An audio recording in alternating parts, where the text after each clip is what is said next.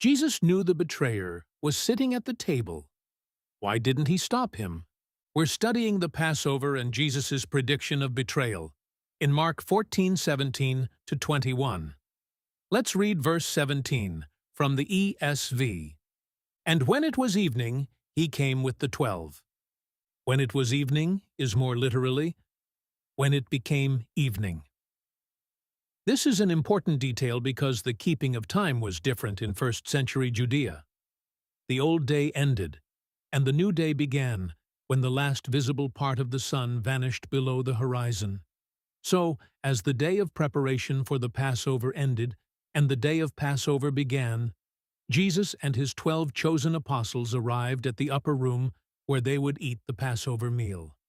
For more about the selection of that room, please watch the previous video on Mark 14:12 to 16. Let's read verse 18. And as they were reclining at table and eating, Jesus said, Truly, I say to you, one of you will betray me, one who is eating with me. Mark makes a point of describing the posture of Jesus and the 12. They were reclining at the table and eating. This isn't a casual throwaway line. Reclining was the dining posture at formal meals and feasts. It communicated a state of ease and peace. It says, we're all comfortable with each other. We're at peace, and we trust each other. Mark also says they were eating. Of course, they were eating. The center of the Passover celebration is a meal. But Mark tells us that, because just like the posture, eating with people was a sign of goodwill. When was the last time you invited a mortal enemy to come have supper with your family? First, Mark painted a picture of peace and goodwill. Then, he tells us that, against that backdrop, Jesus made a pronouncement. He started with his familiar formula, Truly, I say to you. It's like saying, May I have everyone's attention. I have something important to say. And then he dropped a bomb in the middle of the Passover celebration. One of you will betray me, one who is eating with me. The phrase translated one of you is literally one from among you, or one out of you. Jesus came to this room with his 12 hand-picked apostles, a distinct and defined group. And now he says that one from among that group will betray him or hand him over. Not an outsider, not a peripheral follower, not a member of the staff at the inn where they are celebrating Passover, but one from out of the 12. And to make sure there is no confusion among them, he adds, one who is eating with me. As far as we have been told, the group eating the Passover meal together consists of Jesus and his 12 apostles, and no one else. Look at verse 19. They began to be sorrowful and to say to him one after another, Is it I? They, as a group, became sorrowful after hearing Jesus' pronouncement. And then Mark tells us that they asked him a question, one after another. It's not a communal question posed by the group. It's asked by individuals in the group. How many of them? Mark doesn't say. Which apostles specifically asked? Again, Mark doesn't say. And what did they ask? Is it I? The Greek construction of the question uses the word meiti and is a way of asking a question with no as the expected answer. It's like asking him, surely, not I, or it's not me, right?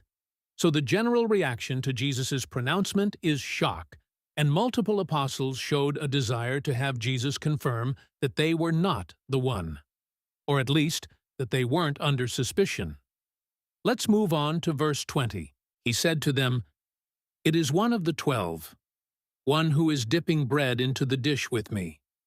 Jesus reiterates that the betrayer is one of the 12, one who has been very close with him. The next thing Mark records Jesus saying has stirred controversy, one who is dipping bread into the dish with me. Grammatically, this can mean one of two things. Because the word dipping is in the present tense, it can be interpreted as the person who is dipping bread in the same dish as Jesus, right at the moment Jesus is speaking. This interpretation has been popular with filmmakers and TV producers. Everyone loves that shot of Jesus and Judas dipping bread in a dish and Judas looking up as Jesus says those words. But the other, equally legitimate interpretation is that the phrase simply reiterates that the betrayer is one of the men dining with Jesus at the Passover. There's also a practical consideration. With 13 men eating the meal, there would be differing degrees of proximity to Jesus.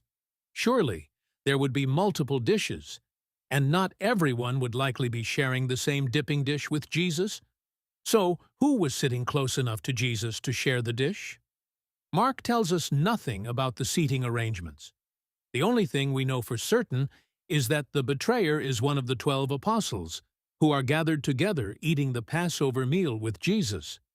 On to verse 21. For the Son of Man goes as it is written of him, but woe to that man by whom the Son of Man is betrayed. It would have been better for that man if he had not been born. Did you notice the shift that Jesus made?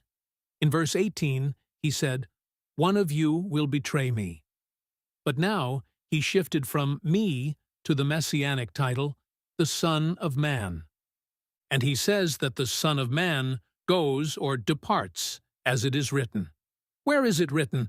Look at Psalm 41:9. Even my close friend in whom I trusted, who ate my bread, has lifted his heel against me. So Jesus tells them that it's no surprise that this would happen to the Son of Man. It was alluded to in a psalm attributed to King David, and now the Son of Man, who is also a son of David, will experience it. Do you think Jesus' words would have evoked the psalm for the apostles? Or would Mark's original audience have thought of it? Let me know in the comments. Then Jesus added, "But woe to that man by whom the Son of Man is betrayed. It would have been better for that man if he had not been born." This is the second time that Jesus has invoked this "it would have been better" formula. The last time was in Mark 9:42.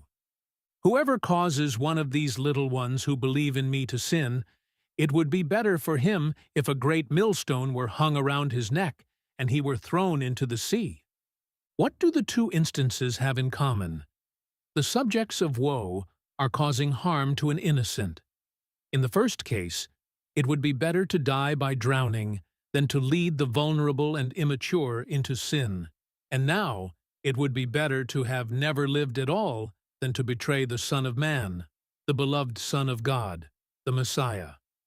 What are the implications of this story regarding Judas? First, Judas is accountable for his actions. Woe to that man by whom the Son of Man is betrayed. We can infer from that accountability that, regardless of Judas's possible motives, he was certainly not acting on instructions from Jesus. Also, foreknowledge and prediction are not the same as endorsement. According to Mark, Jesus knew full well what was about to be done, yet he didn't stop it. Nor did his foreknowledge or inaction remove accountability from Judas. But after hearing what Jesus said, Judas could have changed his mind. There's a lesson here for Mark's readers, both ancient and modern. Judas knew that Jesus knew he was going to betray him, but he still went forward with it. We all have free will to act, and even when given an off-ramp like Judas was at the Passover meal, we can still choose to act on our will and do what we want, but not without accountability. Woe to that man. Next time, Jesus shares a covenant of bread and wine with the 12. Even Judas? Thanks for studying with me. Are you subscribed to the channel?